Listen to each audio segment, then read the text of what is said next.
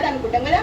మన లోపల ఏముంటుంది బాగా స్వార్థం, ఇది స్వార్థపూరితమైన జీవితం. కానీ మోషే ఆ విధంగా స్వార్థపరులుగా ప్రవర్తించలేదు. ఏం చేసిండు?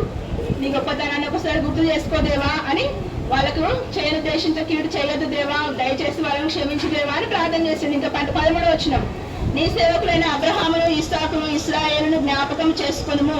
నీవు వారితో ఆకాశ నక్షత్రముల వలె మీ సంతానము అభివృద్ధి చేసి నేను చెప్పిన ఈ సమస్త భూమిని మీ సంతానమునకు ఇచ్చదననియు వారు నిరంతరము దానికి హక్కుదారులగుదురనియు వారితో నీతోడని ప్రమాణం చేసి చెప్పితివనెను. దేవుడు చేసిన ప్రమాణాన్ని మోషే గారు ఏం చేస్తున్నాడు? దేవునికి గుర్తు చేస్తున్నాడు. ఏమని? నీ అబ్రహాము, ఇస్సాకు, ఇశ్రాయేలుతో వీటిలో ప్రమాణం చేసిన వాళ్ళ దేవా, వాళ్ళ సంతానాన్ని ఏం చేస్తారన్నావు? ఈ దేశాన్ని వారికి హక్కుదారులుగా చేస్తానన్నావు, వాళ్ళ సంతానాన్ని ఆశీర్వదిస్తానని చెప్పినావు దేవా, దయచేసి వాళ్ళని ఏం చేయాలి? వాళ్ళని క్షమించు దేవా అని దేవుని దగ్గర బతిమాలుకున్నాడు. చూసిందా? బతిమాలుకున్నప్పుడు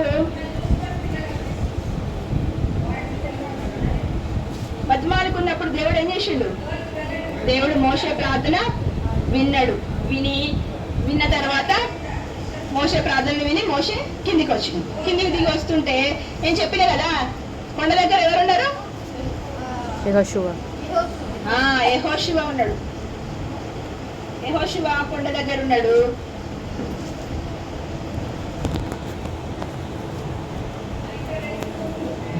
మోషే కొండ మీద నుండి దిగి వస్తున్నాడు.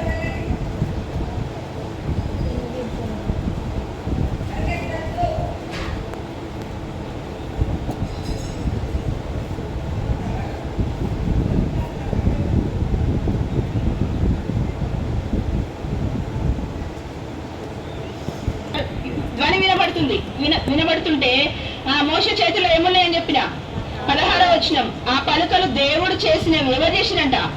దేవుడు చేసిన. ఆ పలకల మీద చెక్కబడిన వ్రాత దేవుని చేవ్రాత. ఆ దేవుని చేవ్రాత కలిగిన ఆ పలకల్ని ఎవరు పట్టుకొని వస్తున్నారు? మోషే గారు పట్టుకొని వస్తుంటే కింద ఎవరున్నారని చెప్పినా యెహోషువ ఉన్నాడు. ఆ ప్రజల కేకలు చూసి యెహోషువతో ఏమన్నాడంటే, పాలెంలో యుద్ధ ధ్వని అని మోషేతో యెహోషువ అన్నాడు. అంటే అప్పుడు మోషే ఏమన్నాడంటే, అది యుద్ధ ధ్వని కాదు, జయధ్వని కాదు, అపజయధ్వని కాదు, అది సంగీత ధ్వని నాకు వినబడుచున్నదని మోషే చెప్పిండు. తర్వాత వాళ్ళిద్దరు ఏం చేసిండ్రు? పాలెం దగ్గరికి వచ్చిండ్రు. చూసిండ్రా? వాళ్ళిద్దరు పాలెం దగ్గరికి వచ్చేసరికి ఏమైతుంది ఇక్కడ? అహరోను ఏమంటున్నాడు? ఓ ఇశ్రాయేలు, ఐగుప్తు దేశం నుండి మిమ్మల్ని బయటికి తీసుకొచ్చిన దేవుడు ఇది అని ఎవరంటున్నారు? అహరోను అంటున్నాడు. ఆ విషయం చూడగానే మోషేకు చాలా కోపం వచ్చింది. కోపం వచ్చి ఏం చేసిండంటే ఆయన చేతుల మీద ఉన్న ఆ రాతి పలకల్ని తీసి కింద పడేసి,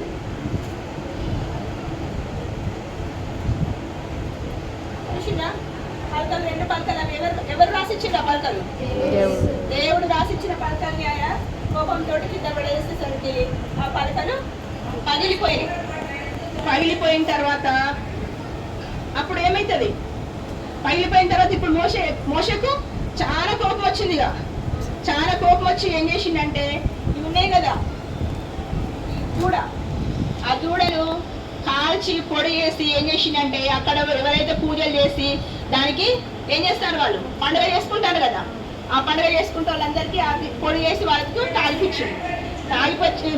తాగించిన తర్వాత మోషే ఏమన్నాడో తెలుసా?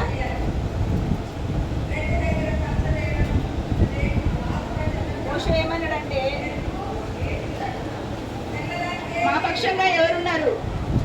26వ వచనంలో, యెహోవా పక్షముననున్న వారందరూ నా యొద్దకు రండి అనగా లేవీయులందరూ అతని యొద్దకు కూడి వచ్చిండ్రు.